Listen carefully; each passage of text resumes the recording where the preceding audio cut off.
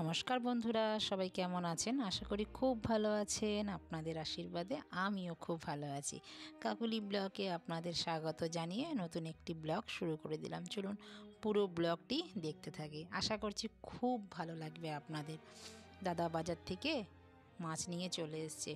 আজকে বাজারে গেছে দাদা, যেহেতু আজকে শনিবার, আমাদের শনিবারটাই বাজার হয়, তো দাদা কিন্তু বাজার নিয়ে চলে এসেছে। বাজারে নিয়ে এসেছে কি জানেন? মাংস আর কাতলা মাছ, তার সাথে মাথা এনেছে কাতলা মাছের।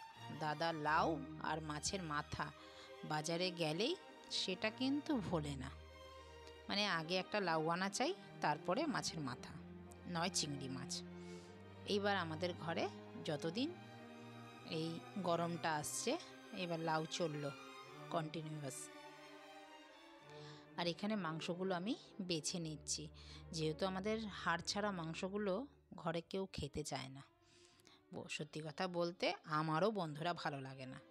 এই হাড় ছাড়া মাংসগুলোকে আমি কি করি আপনারা তো জানেন, প্রত্যেকটা সপ্তাহেই এই হাড় ছাড়া মাংসগুলো নুন হলুদ তেল দিয়ে মেখে রেখে দিই।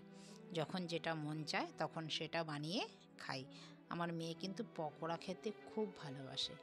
পকোড়া, তারপরে হচ্ছে আপনার satay, chicken satay, chicken chilli chicken, এগুলো করলে খুব ভালো লাগে এই হাড় ছাড়া মাংসগুলো। তো মাংসগুলো কিন্তু আলাদা করে নিয়েছি, আর হাড় যেগুলো ছাড়া সেটা আলাদা করে নিয়েছি। এবার নুন হলুদ তেল মেখে রেখে দেব। বাজার করলে বন্ধুরা রান্নার দিকে আর যাওয়া যায় না।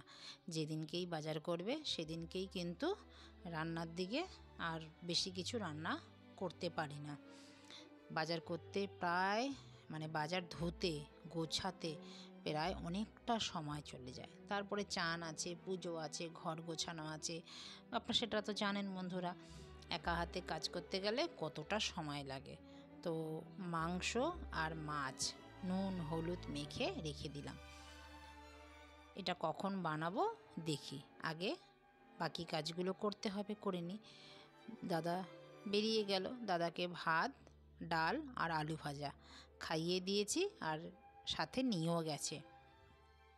আর আজকে তো মেয়ের ছুটি, তো মেয়ের সমস্যা নেই, মেয়ে তো আর স্কুলে যাবে না। আজকে স্কুল ছুটি, মেয়ে পড়তে বসে গেছে।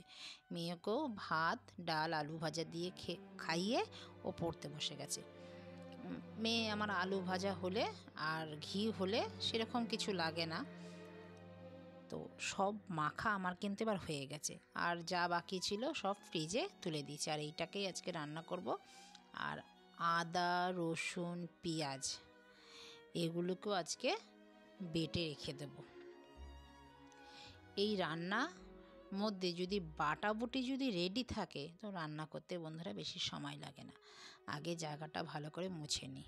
জায়গাটা মুছে নিলাম তো একটা বড় কাজ কিন্তু আমার হয়ে গেল বন্ধুরা। মাছ ধোয়া মাংস ধোয়া এটাও কিন্তু বিশাল বড় একটা কাজ। এই বাজার আনার পর ধোয়াধুয়িটা অনেক বড় একটা কাজ। তো এখানে আমি সব গুছিয়ে নিয়েছি, আদা রসুন লঙ্কা ধনে পাতা। বাজার থেকে আজকে অনেকটা ধনে পাতা এনেছি। আমার মেয়ে ধনে পাতা বাটা খাবে, তো আমরা যেটাকে বলি ধনে পাতা টালা।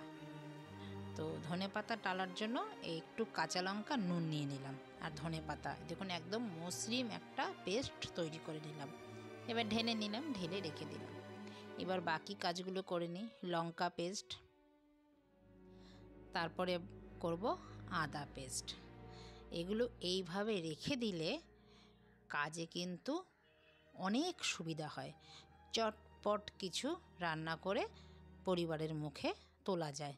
না হলে দিনের দিনে গুছিয়ে করাটা চাপ হয়ে যায় একার পক্ষে। আপনারাও যদি এইভাবে করেন দেখবেন, যারা আমার মতন একা সংসার করেন তাদের কিন্তু খুব সুবিধা হবে এইভাবে গুছিয়ে যদি কাজ করেন। তো আমার আদা পেস্ট হয়ে গেল, এবার রসুনটাও পেস্ট করব। আমার মেয়ে আবার এই যে বললাম না, যখন তখন একটু খেতে চায়, তো এইগুলো করা থাকলে কি সুবিধা হয় অনেক। যে চটপট ওর মুখে কিছু সন্ধেবেলা পড়তে বসে, স্কুল থেকে আসলেও তো বন্ধুরা খিদে পায় বলুন। বাচ্চা একটু সারাদিনে একটু মুখটা যদি নড়ে ওদের ভালোই লাগে। আর ঘরের খাবার যতটা হেলদি বাইরের খাবার ততটা তো হেলদি হয় না। এবার ঘরে যদি খাবার না পায় এবার তো বাইরে তো অর্ডার করতেই হবে। তো সেই জন্যই আমি না বন্ধুরা চেষ্টা করি যতটা পারি মেয়েটাকে ঘরের খাবারের চেষ্টা করি। তো রসুন পেস্টও কিন্তু আমার হয়ে গেছে, এরকম থাকলে পরে খুব সুবিধা হয়। তো ভাতও আমার হয়ে গেছে বন্ধুরা, ডালও কিন্তু আমার হয়ে গেছে।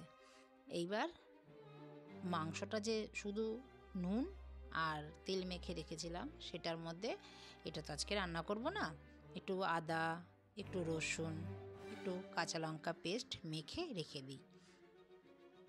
এই রকম রাখা থাকলে দেখবেন বন্ধুরা অনেক রকমের আপনারা রান্না করতে পারবেন। একটু যদি এখন শীতকাল একটু মটরশুঁটি দিয়েও যদি একটু ভেজে দেন একটু পেঁয়াজ দিয়ে, তাতেও কিন্তু বেশ ভালো লাগে খেতে। লাস্টে একটু ধনেপাতা দিয়ে দেবেন। আপনারা দেখেছেন যারা আমার ভিডিও দেখেন আমি এইভাবেও কিন্তু রান্না করি। একটু মাখা থাকলে একটু চাউমিন করলে চাউমিনের মধ্যেও দেওয়া যায়। চিকেন পকোড়া তো আছেই, সেটা তো আর বলারই কথা নেই, সবাই চিকেন পকোড়া খেতে ভালোবাসে। সন্ধেবেলা একটু চিকেন পকোড়া করলেও এটা খাওয়া যায়, একটু চিলি চিকেন করলেও এটা খাওয়া যায়। যা করবেন এই রকম মাখা থাকলে অনেক রকমের আইটেম হয়ে যায়। এটাও ফ্রিজে রেখে আসলাম, এখানে ভাতও বসিয়ে দিলাম, ডালও বসিয়ে দিলাম। এবার ভাত ডাল তো আমার হয়ে গেছে। এবার ধনেপাতা যে বেটেছিলাম এই ধনেপাতা বাটাটা আজকে টালা বানাবো। বললাম না টালা, এটা কিন্তু চাটনি না, অনেকে বলে চাটনি, আমরা কিন্তু এটাকে চাটনি বলি না। এটা ভাত দিয়ে খেতে অসাধারণ লাগে, মানে তুলনা হয় না। এক থালা ভাত, গরম গরম ভাত এই ধনেপাতার টালা দিয়ে খেয়ে নেবেন বন্ধুরা, একবার বানিয়ে দেখবেন। ধনেপাতা তো বাটলাম, সেটা তো দেখলেন কিভাবে বাটলাম। আর কড়াইয়ের মধ্যে তেল দিলাম, একটু কালো জিরে আর শুকনো লঙ্কা দিলাম, দুটো দিয়ে ধনে পাতাগুলো দিয়ে পেস্টটা দিয়ে ভালো করে নেড়ে, একটু হলুদ দিয়েছি, নুন তো আগেই দিয়েছি, আর একদম দেখুন নাড়ুর দলার মতন হয়ে গেছে। তবেই বুঝতে হবে আমার ধনে পাতার টালাটা কিন্তু হয়ে গেছে। এর তুলনা নেই গরম ভাতে খাওয়া, মানে বলে বোঝাতে পারবো না যে কি খাইলাম। তো চলুন কাজ টাজ করে সব কিছু হয়ে গেছে, আজকে আমার আর কিচ্ছু লাগবে না বন্ধুরা। এই ধনে পাতার টালা দিয়ে আমার ভাত খাওয়া হয়ে যাবে। মানে কি যে খাচ্ছি বন্ধুরা বলে বোঝাতে পারবো না, অমৃত খাচ্ছি মনে হচ্ছে। মাছ মাংস একদিকে, এই ধনে পাতার টালা আরেক দিকে। বন্ধুরা আপনারাও এইভাবে একদিন বানিয়ে খাবেন, অসাধারণ থেকে অসাধারণ লাগবে। সাথে একটা কামড়ে কামড়ে শুকনো লঙ্কা নিচ্ছি, অসাধারণ। তো বন্ধুরা খেতে থাকি।